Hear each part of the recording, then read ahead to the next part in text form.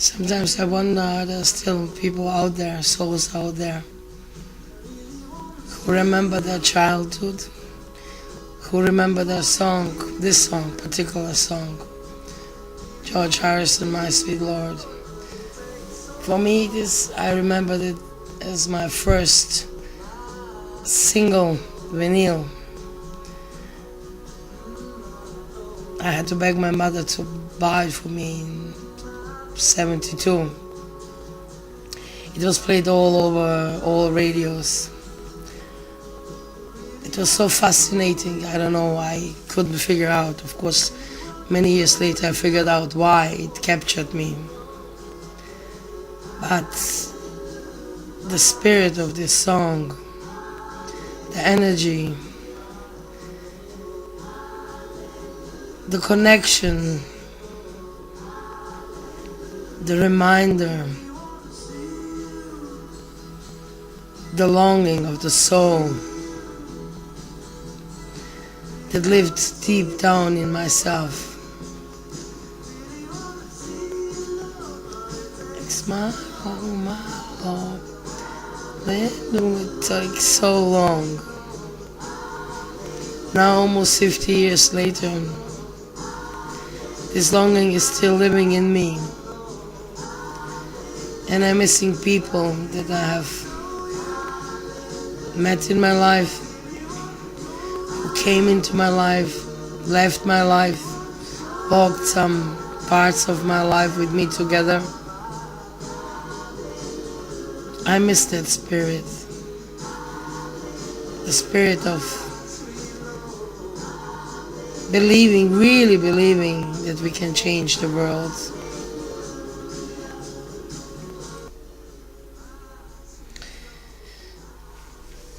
I always was, and I guess I always will be one of those persons with the motto in my life: we never give up, I never give up. No matter how hard the tests are, and no one ever said it's gonna be easy. On the contrary, they say the more God loves us, the harder it will be. As in war and love, as they say too, everything is allowed. So, well, about war and love, speaking of, it's for me the last, whatever, I guess, all my life long, 50 years, 51, it's an issue. Peace and war. The whole history of mankind, if you look at it, it's war. And so-called war for peace, which is an oxymoron for itself.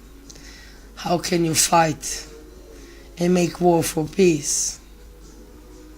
Doesn't make sense. No logic in it. War is war and peace is peace. So war and peace is a decision we make every day. Sometimes 2, 3 times, sometimes 20, 100 times. It depends. But it is an everyday decision, many, many times. In every action, in every correlation with other people, other souls, with situations that come to us, we have to decide how we are going to react. Will we be the solution to the problem, which means choosing peace, or will we choose anger, ego, lust, greed, which means choosing war? And it is an everyday fight, everyday decision. And I think, I don't know, until we're, whatever they call it, enlightenment, waking up, remembering deep down who we are, eternal spirit souls, this test will go on. peace or war. From the moment we wake up to the moment we go to sleep, it's about war and peace, peace and war. But at one point, we have to understand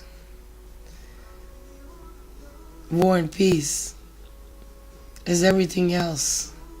It is us. It is in us. We are making war. We are the war makers and we are the peacemakers. There is no one else out there. It is always just me. I. There's no one else out there. It is me. Everyone else and everything that happened to me is a reflection, is a mirror of me, of my inner state of heart, of my spiritual and material intelligence. Two different things, but this is a matter for itself.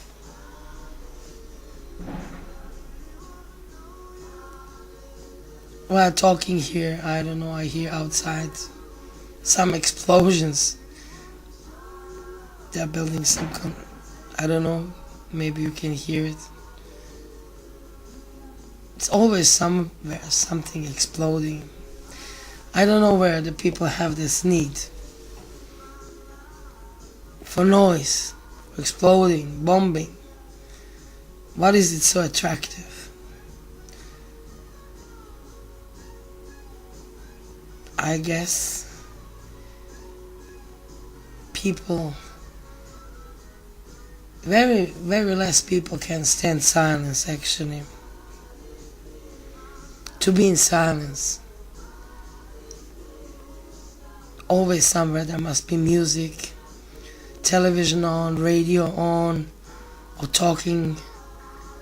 To be in silence, in peace. What does it mean?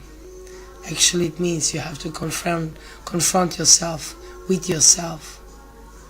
In one point, you have to you start asking questions about who am I, what's the meaning of life, why am I here, why are we here, who created all this. You know, the usual questions. Most people are not ready for that. Well, why they are not ready is described in many spiritual books, holy scriptures, explained why. That's the purpose of human life.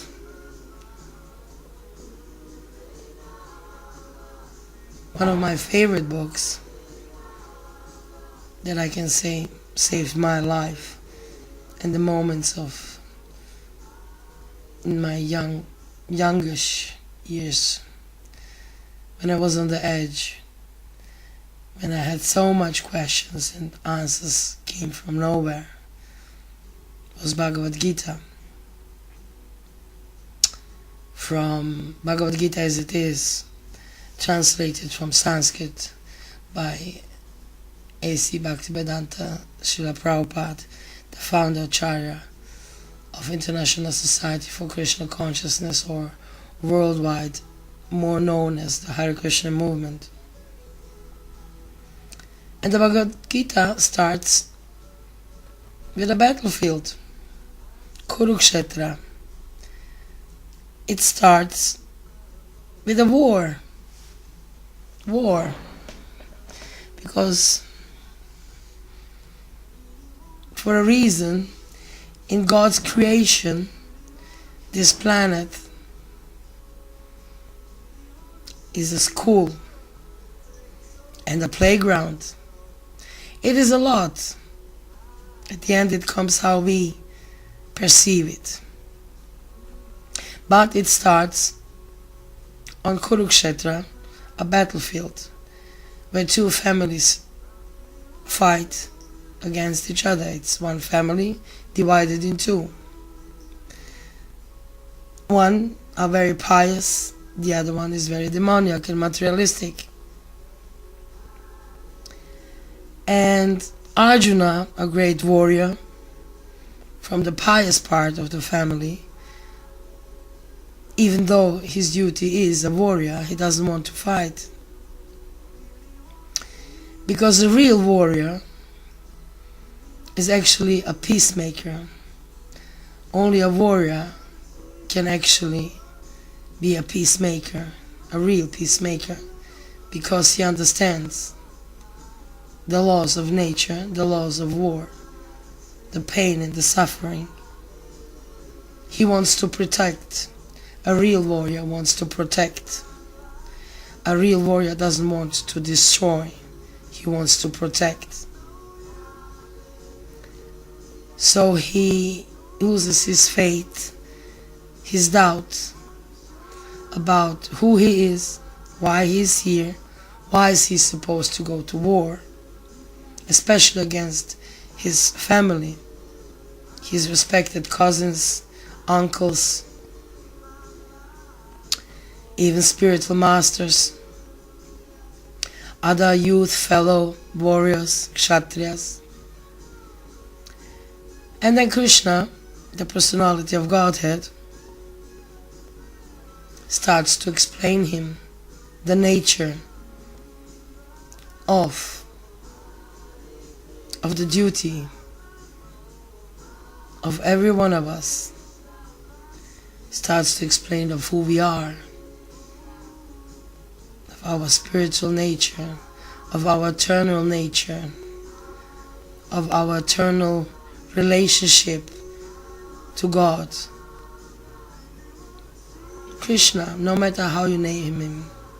I love to call God Krishna, but I also respect everyone's wish to call him Allah or Buddha or Jesus or Jehovah. God is God. God is everything. God has billions, zillions, numberless names. To put him just into one name frame is... Anyway.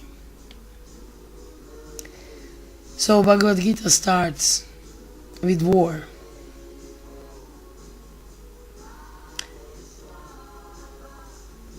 And